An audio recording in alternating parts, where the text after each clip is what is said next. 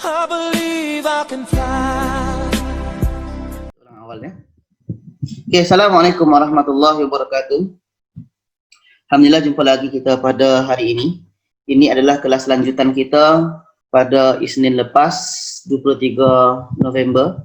Kita belajar tentang asbabun nuzul tingkatan 4 dan hari ini kita akan teruskan asbabun nuzul tingkatan 5. Cara menjawab asbabun nuzul. Untuk tingkatan 5 ni seperti yang Ustaz beritahu pada awal tingkatan 4 hari itu, untuk asbabun nuzul tingkatan 4 ada 4 tajuk yang ada asbabun nuzul, dan tingkatan 5 ada 5 tajuk yang ada asbabun nuzul. Okey. Sebelum kita masuk ke tajuknya, tajuk yang mana saja yang ada asbabun nuzul? Tajuk nombor 2. 2 lagi, Nombor 3. 3 lagi, 5. 5 lagi, Nombor 6. 6. Pelajaran 6 Okey. dengan pelajaran 8. 2, 3, 5, 6, 8. Mudah hafal. Okay, tajuk tu yang ada asbabun nuzul. Jadi itulah yang akan kita belajar pada hari ini. Kita akan lihat cara menjawab asbabun nuzul. Seperti mana yang kita sebut pada sebelum ni, cara menjawab asbabun nuzul ni dengan melihat kepada 2 cara. Yang pertama kita lihat tokoh. Dah, kita tengok tokoh situ, siapa watak utama dalam asbab nuzul atau sebab turun ayat tu. Yang kedua, Peristiwa. apa peristiwa atau kejadian yang berlaku pada masa asbabun nuzul tu. Dah. Pada sebelumnya tingkatan 4 kita dah bahas itu, siapa watak, apa peristiwa kejadian pada asbabun nuzul, setiap bab yang masuk ada asbabun nuzul. Sekarang kita Ustaz akan share tajuk tingkatan 5. Ni yang sebelum ni ya. Hari itu kita bermulakan daripada mencari kata kunci. Kita akan cari 2 cara. Ada soalan tu yang menanyakan asbabun nuzul yang bawah ni. Ada juga asbabun nuzul tu yang menanyakan ayat. Jadi kita akan buat 2 cara macam tu. Ni tajuk ke-5, ni tajuk 9, ni tajuk 10, 11. Tingkatan 4. Dan ini tingkatan 5. Tingkatan 5 tajuk 2. Mengutamakan kepentingan agama. Okey. Pertama, kita akan lihat dulu tokoh. Siapa tokoh yang ada dalam asbab nuzul ni? Menurut Al-Qalbi tu bukan Asal. Al-Kalbi, bukan Al-Qalbi. Ya. Dah, kata kuncinya adalah menurut pendapat Al-Kalbi. Dah, disebabkan asbab nuzul ni ada yang panjang, ada yang ringkas. Jadi sebab itulah kita mesti mencari kata kunci. Sekarang saya akan bagi color lain untuk melihat peristiwa atau kejadian. Okey, apa kata kunci pertama yang kita nak ambil? Arahan Rasulullah supaya berhijrah ke Madinah. Okey, boleh. Berhijrah ke Madinah Al-Munawwarah. Okey, lagi? Segera menyahut arahan. Ada menyahut. Lagi? Ada yang sebahagian teragak-agak. Menyahut. Apa? Ada juga teragak-agak. Okey, lagi? Enggan meninggalkan isteri dan anak-anak keluarga. Okey, kerana enggan meninggalkan isteri, anak dan keluarga. Okey, itu kata kunci yang keempat. 1, 2, 3, 4. Maka turunlah ayat ini. Maka turunlah ayat ini. Okey. Di sini ada tokohnya Al-Kalbi, peristiwa kejadiannya berhijrah ke Madinah, menyahut arahan, teragak-agak kerana enggan meninggalkan isteri, anak, keluarga, maka turunlah ayat ini. Okey, kita save dulu. Kita akan berpindah kepada Word Form 5. Pelajaran 2. Al-Kalbi. Al-Kalbi. Peristiwa Berhijrah ke Madinah Al-Munawwarah. berhijrah ke Madinah Al-Munawwarah. Lagi? Menyahut cabaran. Menyahut arahan. Menyahut arahan. Lagi Agak-agak. Teragak-agak. teragak-agak kerana Kerana enggan. Meninggalkan enggan meninggalkan isteri, isteri, anak-anak, anak-anak dan keluarga. Maka turun ayat ini.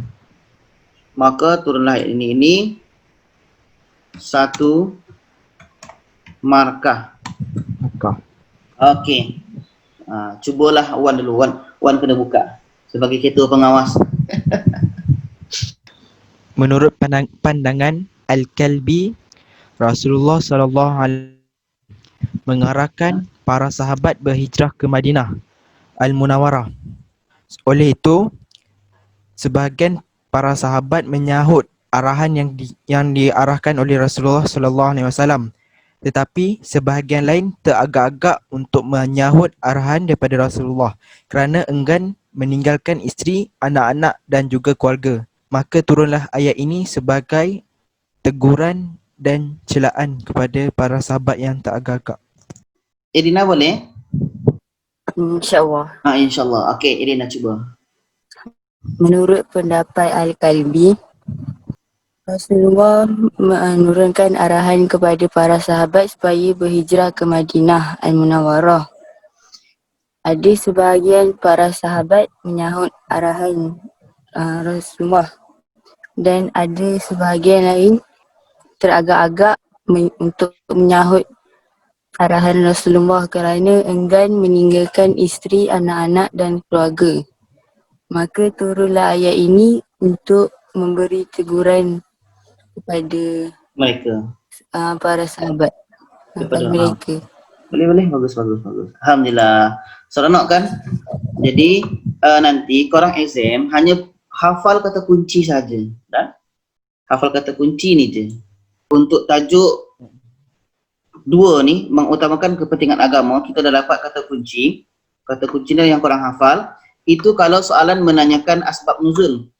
Sekarang ada soalan tu yang menanyakan ayat. Kita akan cari kata kunci di sini. Sebab ini kan kata kunci sini kan ada anak kan? Ada anak isteri, enggan meninggalkan anak isteri, keluarga. Kita ambillah sini. Abnaukum, anak mereka. Okey, kalau tak ada soalan, kita teruskan tajuk selanjutnya iaitunya pelajaran 3. Okey, bagi 1 minit untuk membaca asbabun nuzul. Siapa tokoh yang ada di sini? Abu Lubabah Abu Lubabah saja. dan 5 orang rakannya. Di sini. Abu Lubabah dan 5 orang rakannya. Dia kena cukup-cukup. Kalau Abu Lubabah, Ustaz khawatir itu jadi salah nanti ya. Kerana kurang sempurna. Jadi di sini Abu Lubabah dan 5 orang rakannya. Ini untuk tokoh. Sekarang kita akan lihat peristiwa atau kejadian. tidak menyertai peperangan Tabuk. Boleh. Tidak menyertai peperangan Tabuk. Okey, lepas tu Mengikat diri mereka di pagar masjid. mengikat diri. Ulang. Okey, boleh. Mengikat diri mereka di pagar masjid. Menyesal dan berikrar tidak akan membuka ikatan. Boleh? Kita buat sini menyesal. Apabila ayat ini diturunkan boleh Ustaz? Boleh? Apabila Ayat ini diturunkan, diturunkan boleh. Rasulullah membukakan ikatan tersebut dan memaafkan Memaafkan mereka. je lah. Membuka dan memaafkan. Untuk sebab-sebab nuzul ni, dia tak perlu lagi maka turun ayat ini ya. Sebab di sini dah ada ni, apabila ayat ini diturunkan. Sekarang kita cuba buka word. Okey, ni pelajaran 3. Tokoh Abu Lubabah Dan Lubabah dan rakannya. 5 rakannya. Peristiwa tidak pergi perang. Tabuk. Ikat diri di tiang masjid. Ikat diri di tiang masjid. Okey, lepas tu Menyesal Menyesal saja dia. Ha. Okey, lepas tu ketika tadi. Bila ayat ini diturunkan. Apabila ayat ini diturunkan lagi, Membuka dan memaafkan. Rasulullah, kita tambah, Rasulullah membuka. Dan memaafkan. Okey, siapa yang nak cuba? Saya Ustaz. Siapa tu? Fira. Ira. Oh, Fira. Kenapa suara korang lain bunyi kalau guna mic ni? Okey, Fira, cuba. Abu Lubabah dan 5 rakannya tidak pergi menyertai perang Tabuk. Mereka mengikat diri mereka di tiang masjid kerana merasa menyesal. Apabila ayat ini diturunkan, Rasulullah membuka ikatan tersebut dan memaafkan mereka. Okey, boleh. Okey, laki satu. Siapa tu? Idlan. Okey, Idlan, cuba. Ketika umat Islam pergi berperang, Abu Lubabah dan 5 rakannya tidak pergi perang Tabuk. Lalu mereka mengikat diri di tiang masjid kerana menyesal atas perbuatan mereka. Apabila ayat ini diturunkan, maka Rasulullah membuka ikatan tersebut dan memaafkan mereka. Okey, bagus. Sekarang kita nak cari kata kunci kalau seandainya soalan itu menanyakan ayat. Okey, kita lihat sama-sama. Kita nak ambil kata kunci yang mana? Di sini tentang menyertai peperangan Tabuk. Yatubah. Ayatubah. Okey, Ayatubah ni menerima taubat mereka kan. Di sini ada taubat, di sini pun ada taubat ni, menyesal. Siapa yang nak menghafal awal ayat pun boleh. Terulang. Seperti yang saya sebut pada membahas soalan asbab nuzul tingkat 4, boleh hafal awal ayat atau kata kunci ayat. Tak kisah mana-mana yang mudah. Macam tadi, tajuk yang 2 ni, kata kuncinya abna'ukum. Tapi boleh juga hafal awal ayat ni. Ya ayyuhalladzina amanu la tattakhidhu. Kalau yang ini kata kuncinya ayatuba alaihim, atau boleh hafal awal ayat wa akharu na'tarafu. Ke tajuk selanjutnya. Di sini tajuk yang ketiga, pelajaran 5, hukum zina, qazab dan li'an. Okey, saya bagi masa 1 minit untuk membaca sebab nuzul. Okey, kita mulakan. Pertama kita cari tokoh. Ibn Abbas meriwayatkan bahawa Hilal bin Umayyah. Boleh. Ibnu Abbas, kita teruskanlah ya. Ibnu Abbas meriwayatkan bahawa Hilal bin Umayyah. Lepas tu kita cari kata kunci untuk peristiwa atau kejadian. Okey, apa kata kunci pertama? Membuat tuduhan zina terhadap isterinya. Boleh. Kita buat menuduh isterinya berzina. Tuduhan zina terhadap isterinya atau menuduh isterinya berzina. Boleh. Okay, terus kata kunci selanjutnya. Rasulullah meminta Hilal mengemukakan saksi. Boleh. Meminta mengemukakan saksi. Macam tu. Okey, lanjut. Jika tidak. Jika tidak dikenakan sebab. Okey, lagi. Okey, boleh sini. Memohon kepada Allah, bersumpah dan memohon kepada Allah. Boleh. Ini yang keempat. Bersumpah dan memohon kepada Allah. Ini kata kunci yang keempat. Lepas tu baru, maka turunlah ayat ini. Kita buat di sini. Tokoh. Siapa sih tokohnya? Ibn Abbas mengatakan.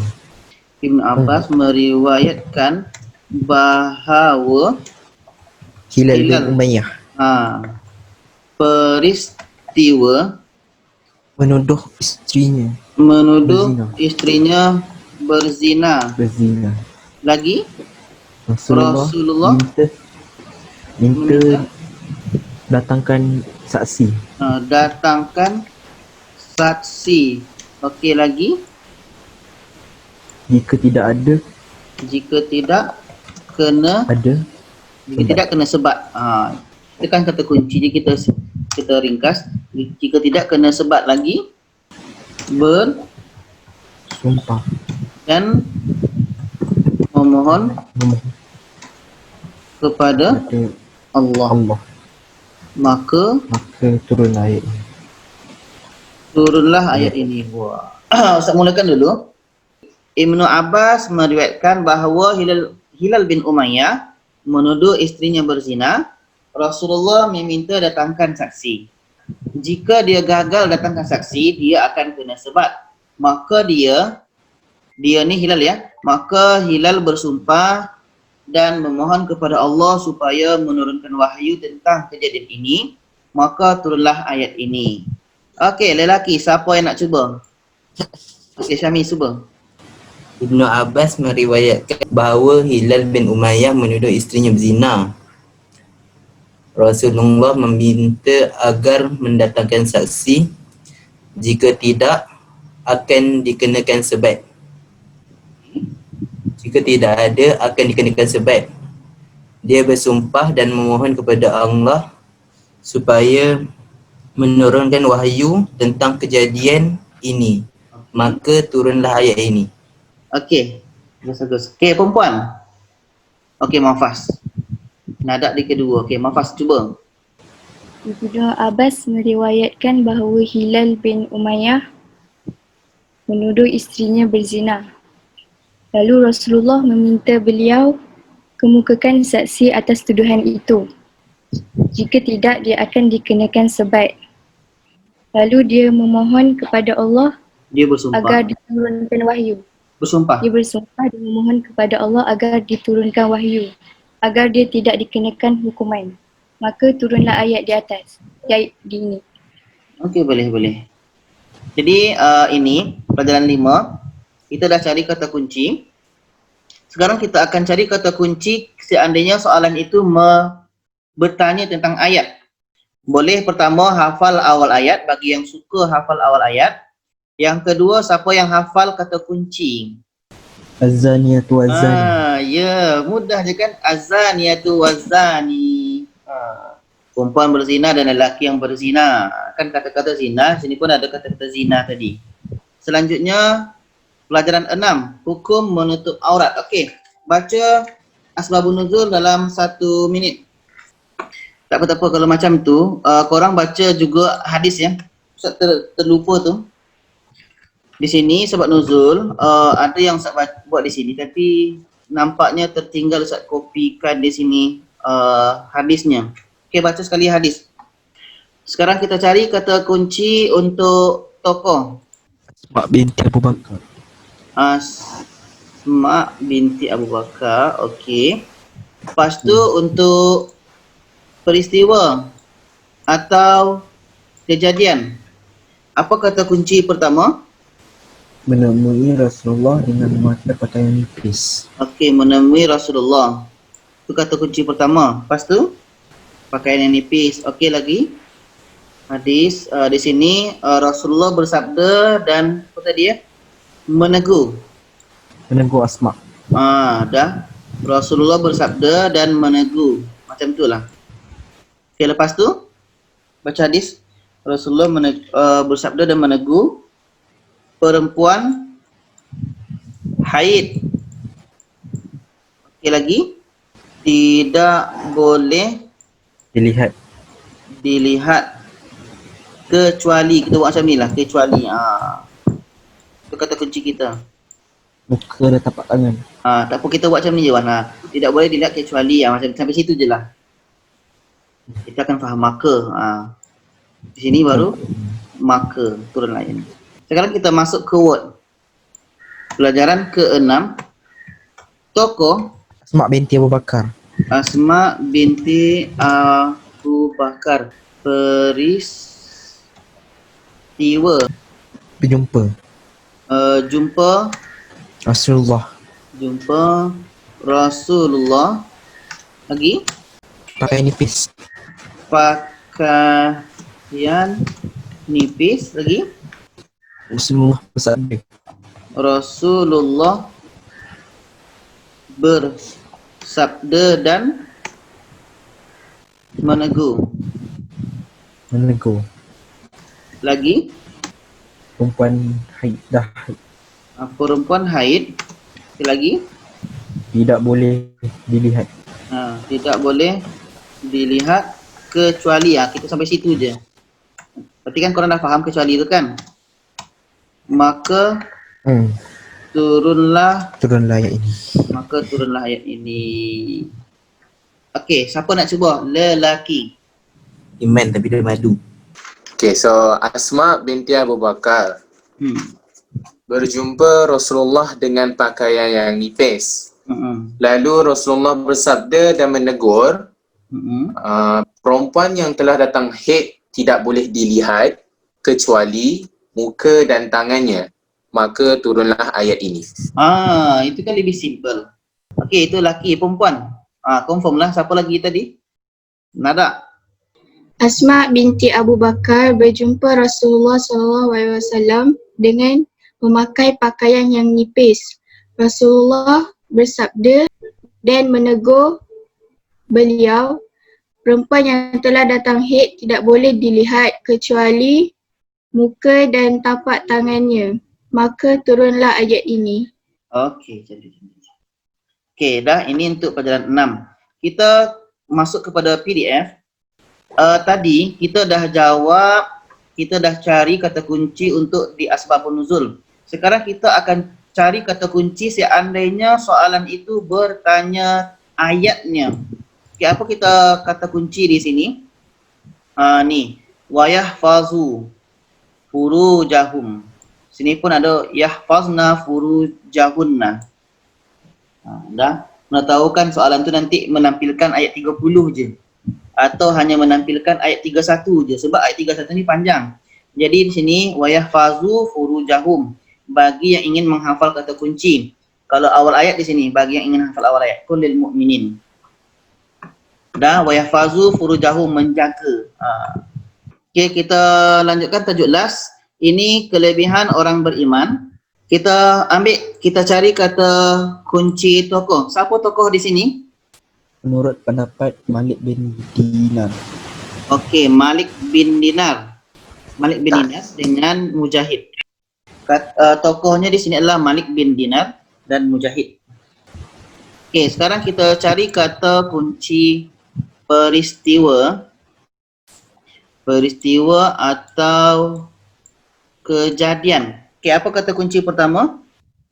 Sekumpulan. Dia baru masuk. Sahabat. Sekumpulan sahabat Rasulullah. Solat maghrib. Solat maghrib. Tidak pulang. Okey, kata kunci solat maghrib lagi. Tidak pulang ke rumah masing-masing. Tidak pulang ke rumah, itu saja. Lepas tu Isyak. Sahabat. Solat Isyak. Sekumpulan sahabat. Solat tahajud. Ini sekumpulan sahabat.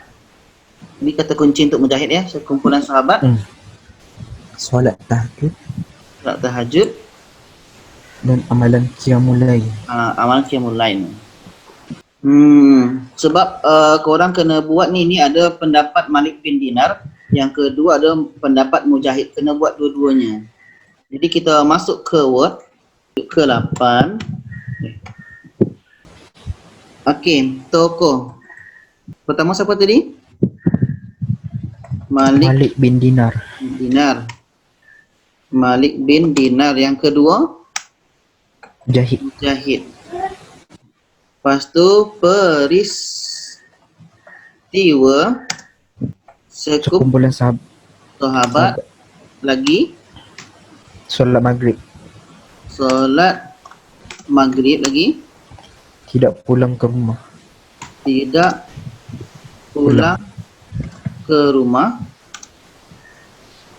Solat isyak. Ini kita kena buat dua ya, sebab ada untuk ini kita buatlah ni satu Malik bin Dinar, dua Mujahid. Jadi ini untuk nombor 1 supaya memudahkan korang nanti. Ini apa lagi? Solat isyak. B ya, itu je. Yang kedua sekumpulan sahabat. Solat tahajud. Amalan qiyamul lail. Maka turunlah Jadi macam ni caranya. Sebab sini ada dua pendapat ya. Korang buat macam ni. Menurut pendapat Malik bin Dinar, sekumpulan sahabat mereka pergi menunaikan solat maghrib, yang mana mereka tidak pulang ke rumah sehinggalah solat isyak ditunaikan. Dan menurut pendapat Mujahid, sekumpulan sahabat yang melaksanakan solat tahajud dan amalan qiyamul lail. Macam tu. Maka turunlah ayat ni. Siapa nak cuba? Okey, Munjid, sila. Menurut Malik bin Dinar, sekumpulan sahabat pergi solat maghrib dan tidak pulang ke rumah sehingga solat isyak. Menurut pendapat Mujahid, sekumpulan sahabat mengamalkan solat tahajud dan amalan-amalan qiyamul lail. Maka turunlah ayat ini. Okey. Tadi kita dah jawab ni. Cari kata kunci pada sebab nuzul. Sekarang kalau ada soalan tu menanyakan ayat, kita akan cari kata kunci pada ayat. Pertama, bagi yang nak hafal awal ayat, boleh. Ni innama yu'minu bi ayat. Innama yu'minu bi ayatina. Yang kedua ni dah ada ni, kharru sujada, sujud. Jadi itulah perjumpaan kita pada hari ini. InsyaAllah jumpa lagi pada pertemuan yang akan datang pada pembahasan inti sari ayat. Okey, semua kalau ada persoalan boleh tanya dalam grup atau di mana-mana secara pribadi. Terima kasih. Assalamualaikum warahmatullahi wabarakatuh.